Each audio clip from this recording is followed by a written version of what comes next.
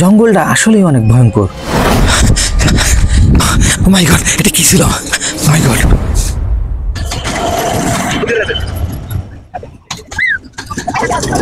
Risk নেন না, সাবধানে। বেশি সময় থাকবে না, 5 মিনিট দাঁড়াবে, সমস্যা নেই। নেন মদন খান নাকি?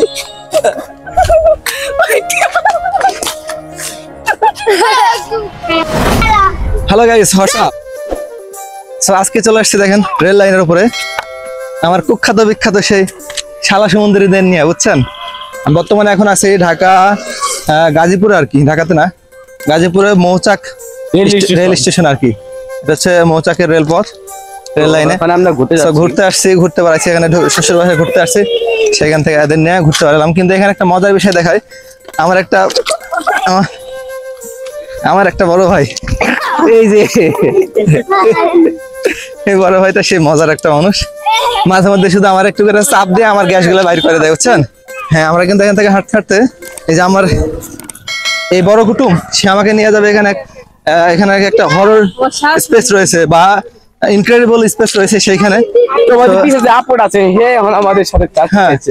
আর আমাদের সাথে আরেকটা বড় একটা মেহমান রয়েছে, আর এই যে আমাদের মিষ্টি ভাইয়া তাওহিদ। তুমি আমাদের উদ্দেশ্যে কিছু বলো, কিছু বলবা? কেমন লাগছে তোমার ঘুরতে যাওয়ার সময়? মৌচাক রেলওয়ে স্টেশন এটি একটি লোকাল স্টেশন, তবুও এই স্টেশনটি অনেক সুন্দর এবং অনেক পরিষ্কার পরিচ্ছন্ন। বড় ভাইয়া, তোমার কি হয়েছে? মাইন্ড করছো? কানছে কা? দেই কানছে তাই? কে মারছে তোমারে? হ্যাঁ, মারছে কে? তার আমি বকা দিয়ে দেবো, কও কি মারছে? তো আমাদের ছোট ভাই এখন একটু মন খারাপ করে। আচ্ছা, তোমার লাগে এক্সট্রা চকলেট, ঠিক আছে? তুমি এবার খুশি হয়েছো তো? একটা নতুন চকলেট নিয়ে এক্সট্রা চকলেট, খুশি হয়েছে তো? এবার চলো। খুশি হওনি তাহলে কি লাগবে তোমার, কও? আমার পাতলু ভাইয়ের মনটা অনেক খারাপ, সে তাওহিদের উপরে গুসা করেছে। তো ভাই গাইস, আমাদের আজকে ট্রেন আসছে, তো আমরা এখন ট্রেন দেখবো। যে আমরা ট্রেন দেখে আমরা একবার সোজা শটাঙ্ঘাট দিতে যাবো। তো আমাদের ট্রেন ওই যে প্রায় ওই যে আধা কিলোমিটার না, প্রায় কাছাকাছি। হ্যাঁ, প্রায় 2 কিলোমিটার মতো না, আধা কিলোমিটার সময় হয়েছে। তো আমরা কি ট্রেনের সামনে যাবো না? মদন খান নাকি?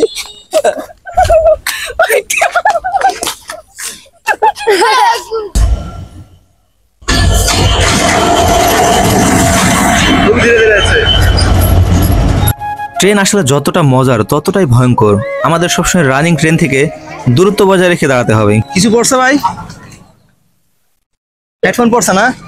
দেখেন তাই বলে রিস্ক নেন না, সাবধানে। দেখলাম যে হঠাৎই ইন্টারসিটি আন্তনগর ট্রেন এসে দাঁড়ালো মৌচাক স্টেশনে। তবে একটা বিষয় লক্ষ্য করলাম, সেটা হচ্ছে স্টেশনে ট্রেন দাঁড়ানোর পরে এক প্যাসেঞ্জার ভাইয়ের হেডফোন রেল লাইনে পড়ে যায়, আর সেটি তোলার জন্য সে ট্রেনের নিচে নামে। কিন্তু সেই মুহূর্তে যদি ট্রেন ছেড়ে দেয়, তাহলে তার সাথে কি ঘটতে পারে একটু ভাববেন বিষয়টা। এই বিষয়গুলো থেকে আপনারা অবশ্যই বিরত থাকবেন। এরপরে শুরু করলাম আমরা আমাদের হাঁটার প্রতিযোগিতা রেল লাইনের উপরে। যদিও এটিও অনেক রিস্কের, এগুলো আপনারা করতে যায় না কখনো। আমরা আসলে মজার ছলে এগুলো করেছিলাম। পড়ে গেলে কিন্তু তুমি ফেল। দেখি তাওহিদ, তুমি যদি পড়ে যাও তাহলে তুমি ফেল, কিন্তু সাবধান। দাঁড়া হবে, যে বেশি পয়েন্ট পাবে সে কিন্তু আজকের ওনার। গাইজ, এবার কিন্তু আমাদের প্রতিযোগিতা চলছে, রেল লাইনের মধ্যে হাঁটার প্রতিযোগিতা।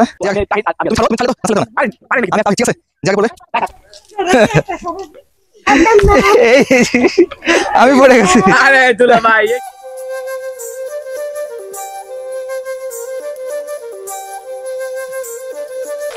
আমার বিগ ব্রাদার সে পোস্ট দিয়েছে, দেখছেন তো কি সুন্দর। এই যে ক্যামেরাম্যান সাইডে, আর এখানে শুট চলছে না? কি তিনটা কি দিছো? এটা কি কয়? তো ভাই হেনে মনে করেন জঙ্গলটা কিন্তু পুরা শান্ত। তো আমরা আমাদের মানে জিবাবুর বাসা থেকে যখন বিয়ে খেয়ে যখন আইসেছিলাম গায়ে হলুতে, তখন মনে করেন এই জঙ্গলটা অনেক শান্ত পরিবেশটা ছিল। তো একদিন আমি যখন এদিকে এসেছিলাম তখন একটা আজব ঘটনা দেখলাম। ওখানে কে যেন একজন গায়ে দেখতে দেখেছিলাম, মানে কালা কাপড় পরার জিনিস দেখ, অনেক কষ্টের জিনিসটা। আচ্ছা আমরা সামনের দিকে আর যাবো না, আমরা সেই আরে সামনে তো জঙ্গলটা, আমাদের দাদার এই সামনে নামাই জঙ্গল, এই যে আমাদের এই যে এই সলিমুল্লাহ সাহেব, এই সলিমুল্লাহ সাহেব আমাদের কিন্তু ভুতুরে জঙ্গল দেখাবো বলেন নিয়ে আসতে প্রায় কিন্তু রেল লাইন থেকে 2 কিলোমিটার দূরে, ঠিক আছে 2 কিলোমিটার না, এই যে সামনে এই বান্ডা, এই যে। যাই হোক, অবশেষে আমরা আবারও গন্তব্যস্থলে পৌঁছানোর প্রচেষ্টায় রওনা দিলাম। এরকম বাচ্চা ছেলেমেয়েদের সঙ্গে দুষ্টুমি এবং খুনসুটি করতে আমার খুব ভালো লাগে। বাচ্চাদের সঙ্গে খেলতে খেলতে মনে হয় সময় থমকে গেছে। আমি যেন আবার সেই শৈশবে ফিরে গেছি, যেখানে ছিল শুধু হাসি আর নিঃস্বার্থ আনন্দ। তো ভাই এই যে জঙ্গলগুলো, গাইস অবশেষে কিন্তু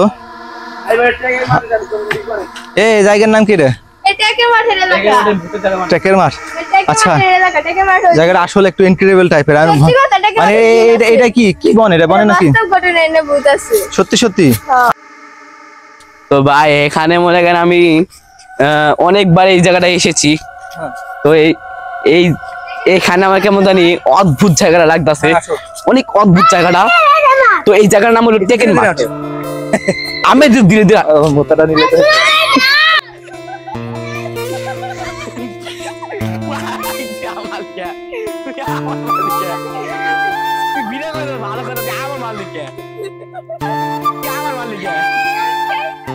তো যত সময় ছিলাম এদের দুইজনের লড়াই দেখে মনে হচ্ছিল যেন টম এন্ড জেরির রিয়ালিটি শো দেখতেছি। জঙ্গলটা আসলে অনেক ভয়ঙ্কর, ভুতুরে ভুতুরে কেমন যেন একটা গন্ধ আসে। অনেক ভয়ভীতির মধ্য দিয়ে হাঁটতে হাঁটতে কিছু দূর আসতেই দেখলাম যে আরো সাধারণ মানুষও ঘোরাঘুরি করছে। তো গাইস কিন্তু সেই ইনক্রেডিবল যে জায়গা, আসলে বনটা কিন্তু অনেক ভয়ঙ্কর। সাইডে কিন্তু ধান ক্ষেত, তবু ওই জায়গাতে অনেক মানুষের দেখছি সমাগম। এই যে রাইট সাইড দেখছি লোকজন চলে আসছে, তারা এখানে ঘুরতে আসছে। জায়গাটা অনেক ভয়ঙ্কর জায়গা। এখানে এদের কথা অনুযায়ী না টেকের মার যাবো না, চলো ব্যাক করি। ওই দিক দেখছো মানে বলছে সাপ শিয়াল সবগুলো জড়ো হয়ে আছে, যাবো না দিক, চলো ব্যাক করো। গভীর বনের ছায়া আর হাওয়ায় ভেসে আসা রহস্যময় শব্দের মাঝে ভূত না দেখলেও আমরা মজা আর রোমাঞ্চের মাঝে দৌড়াতে দৌড়াতে ফিরে এলাম।